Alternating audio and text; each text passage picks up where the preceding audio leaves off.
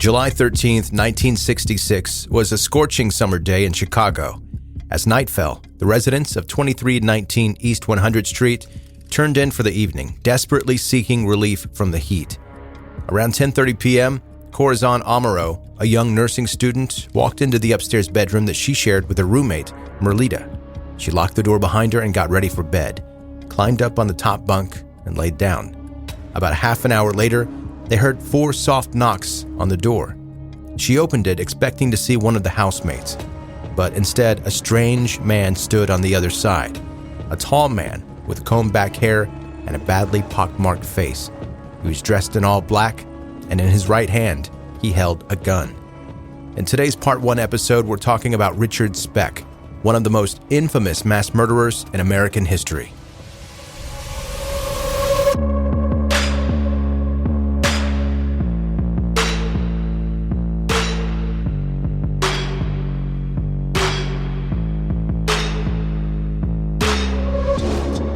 Hi, welcome to 10-Minute Murder, brief and bingeable true crime. My name is Joe, I'm the host, and I really appreciate you joining today. The story that you're going to hear today was a suggestion that was emailed to me.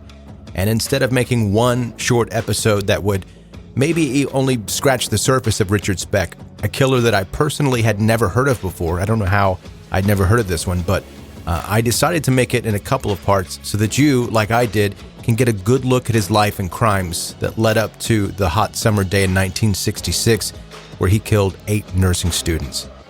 By the way, if you would like to get in touch with me to send me a story idea, show me the 10-Minute Murder shirt that you bought from the 10-Minute Murder merch shop, send me a chain letter to ensure that I have good luck for the next 7 years, or to chat about whatever you want to. The email address is joe@10minutemurder.com. And before we get going today, be sure to subscribe to 10-Minute Murder and always get the new episodes right away. If you listen and enjoy the podcast, please let your friends know about it and connect with 10-Minute Murder on social media. Now, part 1 of the story today.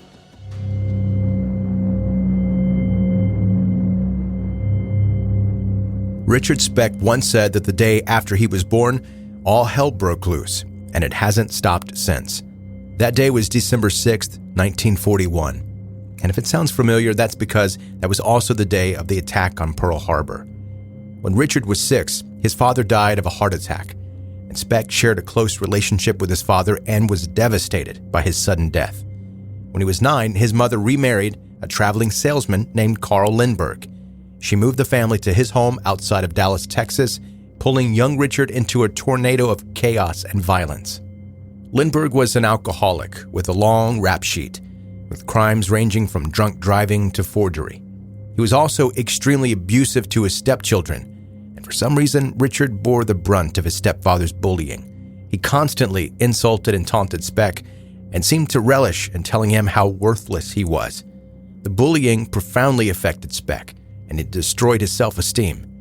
2 years after the move to Texas, the family experienced sudden tragedy once again. One of Speck's older brothers died in a car accident. That accident only made Speck further retreat into his shell through middle school and on to high school. He failed to make friends and could barely bring himself to participate in class. He suffered from terrible acne, which only served to make him more insecure. He truly believed what his stepfather had told him, that he was a worthless loser and the world would reject him. Quick to anger and violence, he morphed into a spiteful young man. If this were happening today, the kids would say, Richard Speck wants all the smoke. He wanted to fight back at a world that he thought hated him. In his teenage years, Speck fell in with the tough, older crowd who, like his stepfather, were petty criminals. Richard drank, stole jewelry, and burglarized homes. He was always looking for a fight, and throughout his youth, he suffered several injuries while fighting, including multiple concussions that may have caused lasting brain damage. But he didn't let those injuries deter him. He just kept throwing punches. In the summer of 1961, when he was 19, Speck met 15-year-old Shirley Malone at the Texas State Fair. And not long after their initial meeting, Shirley realized that she was pregnant. And under pressure from her parents, the young couple got married in January of 1962. They moved into Shirley's mother's home in East Dallas and prepared to start a family. But Speck's new domestic life didn't stop his criminal behavior in the slightest. A few months after his wedding, Speck was arrested after a night out drinking with his buddies. He served 3 weeks in jail for disturbing the peace, which caused him to miss the birth of his daughter. When Speck returned home, his behavior as a husband and father more resembled his stepfather than his biological father. He was violent and unstable, freely cheating on his wife and sexually assaulting her on several occasions. Richard also terrorized and attacked his mother-in-law to the point of threatening her with his collection of knives and guns. But still, for the sake of her family, his mother-in-law never had him arrested and actually tried to help him get a legitimate job to support the new family. In the summer of 1963, 21-year-old Speck went on a miniature crime spree, stealing beer, cigarettes, and cash from a store. Speck was sent to prison for what would be his longest stint to that point. It appeared that on the inside, he was turning his life around. Richard was well-behaved and even began attending church services pretty often. Speck claimed that he was ready to leave the criminal behavior in the past and find honest work as a carpenter. The prison psychologist was not convinced. In a report prepared for Speck's parole hearing, the psychologist determined that Speck was emotionally and socially underdeveloped and would likely relapse if released. Instead of being released, the psychologist recommended that Speck remain in the maximum security prison. That advice was ignored, and Speck was released on January 2, 1965, after serving 16 months. Almost immediately, he proved the prison psychologist to be spot on in their assessment. On January 9, 1965, 23-year-old Speck was loitering in the dark parking lot of an apartment building in Dallas just after 2 a.m. He was drunk and carrying a long knife with him. He was looking for a fight or something worse. Speck spotted a young woman across the lot, walking towards the apartment building. He watched her from the darkness, and as she walked by, he pounced. Speck tackled her and held the knife to her throat, and he told her not to scream, but she was too terrified to do anything but scream. It got the attention of a neighbor, and Speck fled into the surrounding alleyways, trying to slip back into the darkness. Police cars were on the scene within minutes and combed the area. Richard tossed the knife into the bushes and tried to walk away naturally, but the cops had already spotted him before Speck had a chance to run for it. The police cornered him in an alley and arrested him. At first, he claimed complete innocence, but the woman had described him in detail to the police, so then he knew that he was caught. He said that he was in a drunken haze and could not remember the attack. His excuses didn't work, and Speck was found guilty of assault and parole violation, sentenced to 490 days in prison, but served less than half of that time. Somehow, Richard Speck slipped through the cracks again. After his release, Speck felt emboldened. He'd seemingly beaten multiple felony charges over the previous years. In fact, Speck wore his criminal past as a badge of honor of his rebellion against the world, so his violent behavior only escalated. His wife, however, had had enough and left him by the end of 1965. Speck wasn't surprised by the failure of his marriage, though.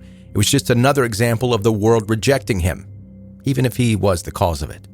In the immediate aftermath of his divorce, Speck went out looking for trouble, needing to release his internalized anger. He instigated an argument with a drinker at a bar, which escalated into a full-on fight. It ended when Speck pulled out a switchblade and stabbed the guy. He turned to his mother for help. She hired a lawyer who successfully framed the stabbing in the context of just a good old-fashioned bar fight. The assault charge was reduced to disturbing the peace. Speck was fined $10. 2 months later, Richard Speck was back to doing Richard Speck things. He stole 70 cartons of cigarettes from a grocery store and tried to sell them in a nearby parking lot. Speck managed to get rid of the cigarettes and flee before the police arrived, but an arrest warrant was issued. Speck worried that the cops and courts might have a personal grudge against him after failing to imprison him for the stabbing. If they caught him, they would throw the proverbial book at him. So Speck decided to run. On March 9, 1966, as the police searched for him, Speck boarded a bus headed north. He wanted to go back to the beginning, back to the last place that he felt happy and accepted, his hometown in Illinois. But Speck was no longer a quiet, lonely child. He was now a one-man storm of chaos and crime. And when he returned home, violence inevitably followed.